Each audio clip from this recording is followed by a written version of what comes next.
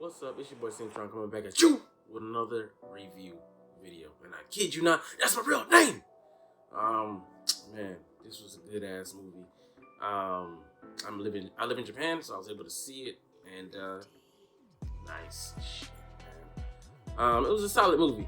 I thought some stuff, would happen, but yeah, we'll get into this surprise and all that stuff. Spoiler alert, spoiler alert, spoiler alert. If you have not seen the movie, do not progress any further in this video. With that being said, let's get it. Alright, so we go back a couple years before, obviously, Yuji entered Jujutsu Kaisen, high school. And, we're dealing with a greener, seemingly weaker Gojo. I mean, he's still OP. He took that monster. He was like, red, blow, bust that wide open. Oh my god, damn! Why you dealing somebody? He's like, oh shit, But it looks like the dude could hold his own. Nah. He was getting drugged the whole fight. But anyway, let's start from the beginning. We started introducing Yuta, this character who's haunted by this creature called Rika, and we find out Rika is actually childhood friend of his. She was crossing the street, but they had a strong bond. They had promised each other, to get married. So they, kind of like kid fiancés. You take that stuff, man. But they both took it seriously at that time. And crossing the street, she gets hit by a car. Boom. Drop out HGED, as Molar would say. She's taken off the map, out of the picture. But she has such a strong will that she stays behind and haunts him. So he grows up and he's dealing with these issues, and his kids do, but he's haunted by her, and he's dealing with these bullies, and they're like, "Ooh, I want to beat your ass." No homo. Pause. But he's like, "No," and they're like, "What are you scared for?" "I'm scared for your stupid ass. Stay the fuck away from me." "Oh, y'all want to be sardines?" "Oh, yes." Get shoved into the locker. Rika took care of him. It's real quick. Stupid. And I'm triggered right now because it's something else, another anime. Yeah, my boy like that, man. Yeah. But anyways, back on topic. Like, we see that he's been dealing with this for a while, and he's got some red marks on his eyes, so he's either constantly sad or just not getting a lot of sleep deprived, whatever. But he can't summon in at will. He has no control. He walks in, and he gets recruited by Gojo. Mr. Pretty Eyes, pretty boy, to come to the school. He doesn't explain anything. You're like, what the fuck are you doing? You're so like, just so fucking, whimsical.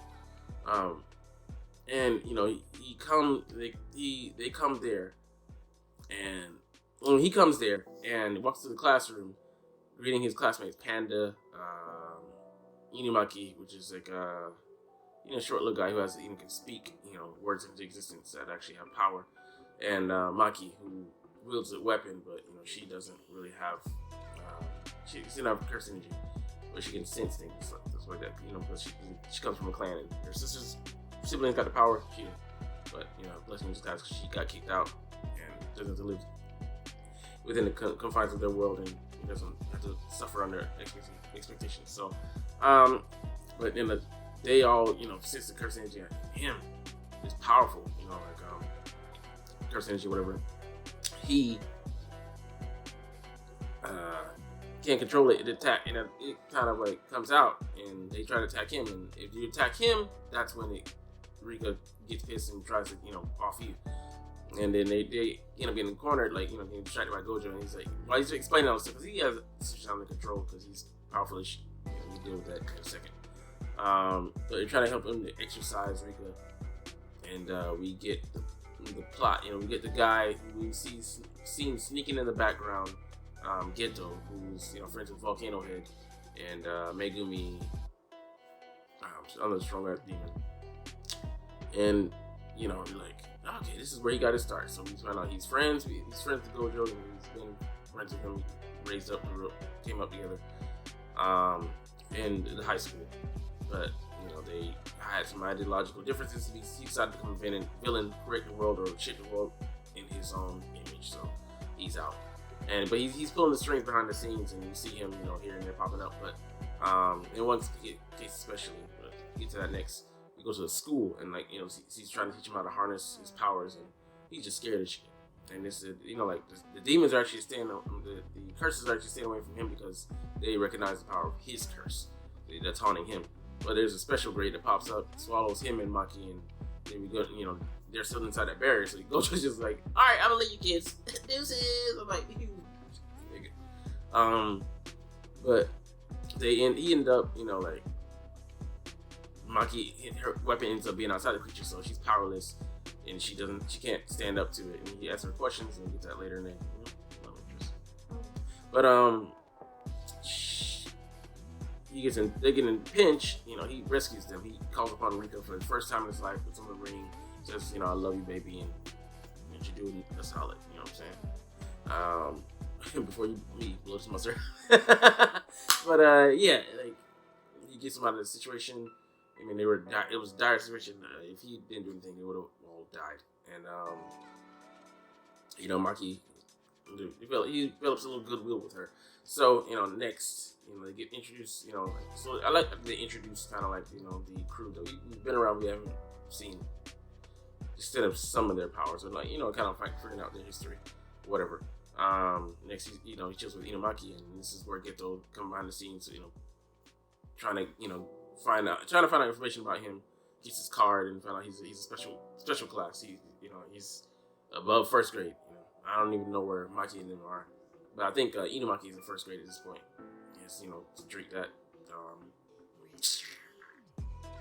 throat medicine. He's got some lozenges. Avoid that, but they end up getting in trouble because this demon he's a demon slayer, whatever. But this curse is even stronger than the last one he faced with Maki, and scarier, more compact. But has these these prism jutsu, where a pillar of light appears, and can incinerate you, or just blow you to kingdom come. But he drops some medicine, so he ends up getting in a pinch, and he rescues, his colleague, but he has a katana this time. He puts the curse energy, from Rika, he's puts into the sword and finds a way to harness it without summoning Rika, because Rika was huge last time, big as a building, and found out later she can shift sizes and become compact, about the size of a human being. But you get out of that pinch and gains the trust of an ally in this. But you start to see the further plot. Geto has his whole squad, hitters. Some have powers, some have energy, curse energy, so you can use it. Some don't. Maybe just wear or whatever. But whatever. Live in that world to some extent, they build some power. But he wants to overthrow the world and get rid of this, the current power structure and ensue the chaos. He has a plot. So, he has a plan. He wants Rika for himself. He's like, oh, damn. He gonna find a way to isolate this dude. I had a totally image of this, what's gonna happen. I was like, I steeled myself and prepared. But, so we get to the main plot that being enacted of him, shaping Aoi in the event, where they attack multiple cities and Gojo shows us some of his power. He creates an incantation, sends because he figured out that Geto's not there. He's like, okay, where is he? He's not in Kyoto, not here, there. Damn, he's aiming for for Yuta. He wants to take Rika. So they're fighting these citywide onslaughts, and man, just kicking ass. We see Nanami get some spotlights, and some other people that teachers that were there during the tournament, the competition between Kyoto and Tokyo. But we get to see that, and a lot of interesting powers and stuff like that. But there's some demons. I'm like, damn, people just eating people. Nanami cut his ass down to size. We can see how reliable he's always been. And then your boy Geto goes out to fight Yuta, and only Maki's there. I'm like, damn, what the fuck y'all thinking? Go. And then first of all, Gojo, why didn't you send it yourself? But I don't know, maybe he had trust in them or whatever. He sent Inumaki and Panda, and they both got dusted. First, Mike got dusted. I'm like, damn, she's in bad condition. Damn, y'all got dusted too. Y'all came came all this way just to get your ass moved. And then Geto, see, he's powerful. So to receive finally his power being shown off, that he can suck in curses and use them at his disposal whenever he wants. So he just shows up. He's like, this is a declaration of war before that. The schools, and then he's fast. And he shows up to be a skilled, sorcerer. Touches Yuta when you're talking to him, trying to bring him over to his side. I mean, not really. He's just trying to get some sway with him so he can steal Rika from him. And then kill him. But Rika, showed him she has some super loyal feelings to Yuta. Like, nobody's gonna touch my Yuta! But he's like, she's actually detrimental. Like, he tries to heal Maki in him, and then she throws out the spell because she's like, no, I don't fall in love with anybody but me. And he's just like, man, hey, she's still on the plan. But yeah, he ends up fighting, and then it ends up being like a good fight, and blowing Rika. I thought Rika was gone. I was like, damn, okay, he just sacrificed Rika. Nope, still there. And then Geto's still there. He has like half it, like his right side is missing. So I'm like, damn, what the fuck's going on? So he but he survives, that encounter. So I'm like, okay, well, you see him in the main comics. I'm like, what's going on?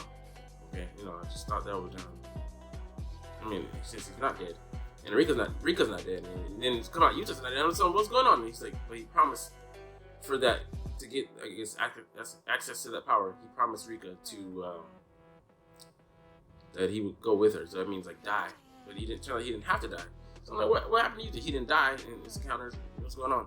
And then he found out that from the beginning he had curse energy, and Rika wasn't hunting him. He turned her into that, and we see like the original, like elementary school version of her, as a human being.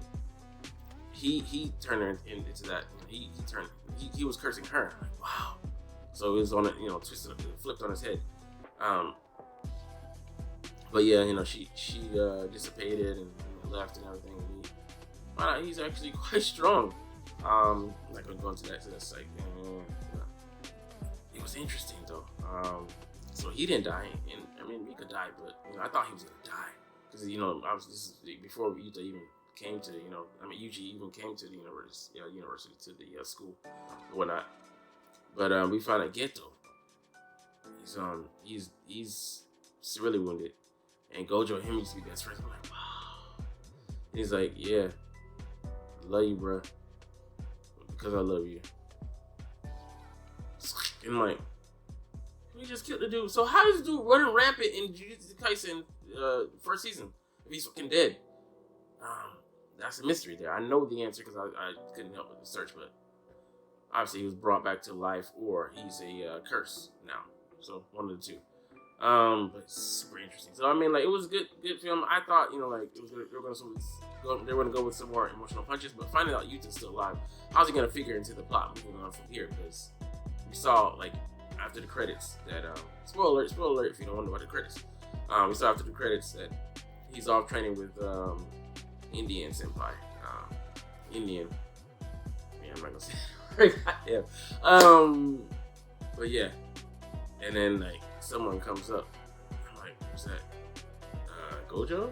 So I thought he was like dead, but since it wasn't dead, I'm like, what are they gonna do with him? But made for an interesting movie though. Like I thought we were gonna throw some more emotional punches, but solid movie. The music was A1, golly. So I mean, I want to cop some of those, check out the soundtrack and stuff like that. But when you get a chance, go see it. I would definitely recommend it. If you're a Jujutsu fan or even just casual anime fan, you might like it. But especially if you're a Jujutsu fan, go see that. All right, I'm out of here. This has been me talking about something I like to talk about. So, anime out.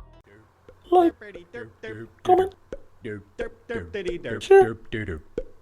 subscribe if you want. Thanks for watching.